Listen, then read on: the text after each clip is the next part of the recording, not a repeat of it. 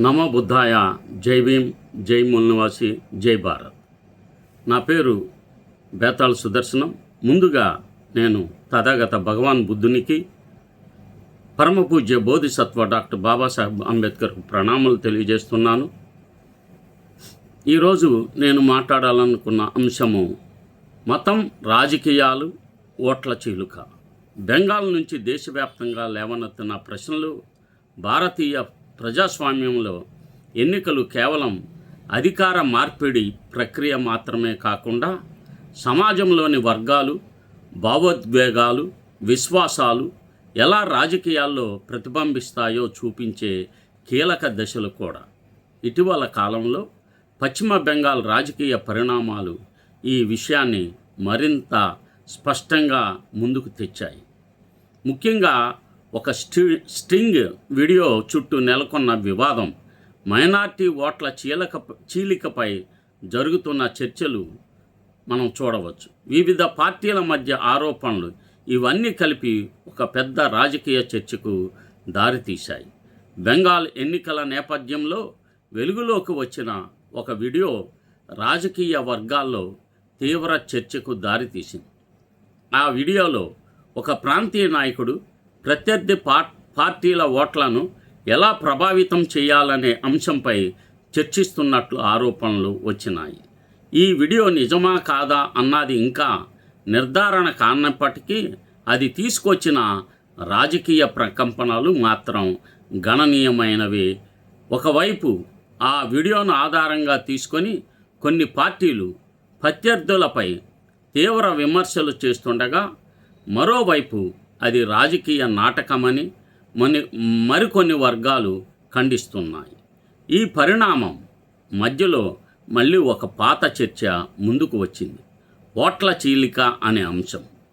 ఒకే సామాజిక వర్గానికి చెందిన ఓటర్లు అనేక పార్టీల మధ్య విభజింపబడితే దాని లాభం ఎవరికి చేరుతుంది? ప్రత్యేకంగా మైనార్టీ ఓటర్లు ఎక్కువగా ఉన్న ప్రాంతాల్లో ఈ ప్రశ్న మరింత ప్రాధాన్యత సంతరించుకుంటుంది. కొన్ని రాజకీయ విశ్లేషకులు కొంతమంది అభిప్రాయం ప్రకారం కొత్తగా ప్రవేశించే చిన్న పార్టీల పోటీ వల్ల ప్రధాన ప్రతిపక్ష ఓట్లు చీలిపోవడం ద్వారా మరో పార్టీకి అనుకూల పరిస్థితులు ఏర్పడవచ్చు. ఇదే సమయంలో ఆయా పార్టీల వాదన మాత్రం వేరుగా ఉంటుంది. ప్రతి వర్గానికి స్వతంత్ర రాజకీయ ప్రాతినిధ్యం అవసరమని చెబుతారు. దేశవ్యాప్తంగా విస్తరించేందుకు ప్రయత్నిస్తున్న ఎంఐఎం పార్టీ కూడా ఈ చర్చలో కీలకంగా నిలిచింది. కొన్ని రాష్ట్రాల్లో ఆ పార్టీ పోటీ చేసిన నియోజకవర్గాల్లో ఓట్ల విభజన కారణంగా ఫలితాలు మారాయని అందరూ పేర్కొంటున్నారు. అయితే ఆ పార్టీ నాయకత్వం మాత్రం ఈ ఆరోపణలను ఖండిస్తూ తాము మైనార్టీ వర్గాల సమస్యలను నేరుగా ప్రతిబింబించే వేదికగా పనిచేస్తున్నామని బయటకు చెబుతుంది.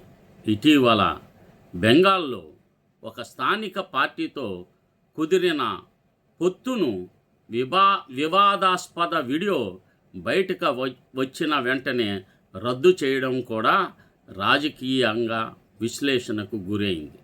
ఈ మొత్తం పరిణామంలో మరొక ముఖ్యమైన విషయం ఏమిటంటే, మత విశ్వాసాల వినియోగం. ఎన్నికల సమయంలో మతపరమైన అంశాలు ముందుకు రావడం కొత్త విషయం కాదు. ఆలయాలు, మసీదులు, చారిత్రక సంఘటనలు, మత గౌరవం వంటి అంశాలు తరచూ ప్రచారంలో వినిపిస్తుంటాయి. ఇవి ప్రజల భావోద్వేగాలను ప్రభావితం చేసే సామర్థ్యం కలిగి ఉంటాయి. రాజకీయ పార్టీలు వాటిని వినియోగించడానికి ప్రయత్నిస్తుంటాయి.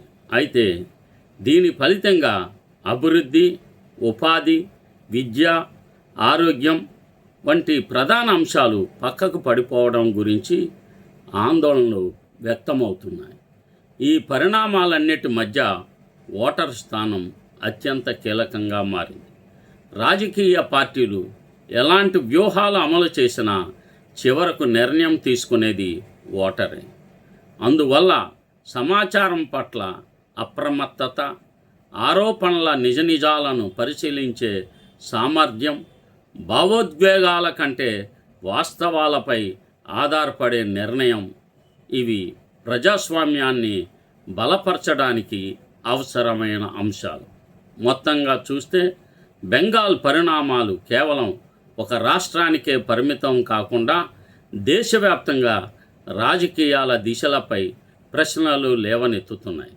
మతం, రాజకీయాలు, ఓట్ల గణితం అన్నీ కలిపి ఒక సంక్లిష్టమైన సమీకరణలను రూపొందిస్తున్నాయి. ఈ సమీకరణలో ప్రజాస్వామ్య విలువలను నిలవాలంటే ప్రతి వర్గం, ప్రతి కులం, ప్రతి ఓటరు బాధ్యతాయుతంగా వ్యవహరించాల్సిన అవసరం మరింత స్పష్టంగా కనిపిస్తుంది. ఒక పక్కన దేశంలో హిందువులకి వ్యతిరేకంగా మైనార్టీలు, ముస్లిం మైనార్టీలను కూడగట్టుకునే ప్రయత్నంలో, కూడగట్టే ప్రయత్నంలో బీజేపీని గెలవటానికి ఆ యొక్క ప్రయత్నం ఉపయోగపడుతుందంటే అది ఎంత దురదృష్టకరమైన విషయమో అందరూ గమనించాలని చెప్పి విజ్ఞప్తి చేస్తున్నాను. ఈ బహుజన యుద్ధభేరి యూట్యూబ్ ఛానల్ను సబ్స్క్రైబ్ చేయండి, షేర్ చేయండి, నోటిఫికేషన్ ఆన్ చేసుకొని అందరికీ తెలియజేస్తారని విజ్ఞప్తి చేస్తూ నమో బుద్ధాయ. జై హింద్.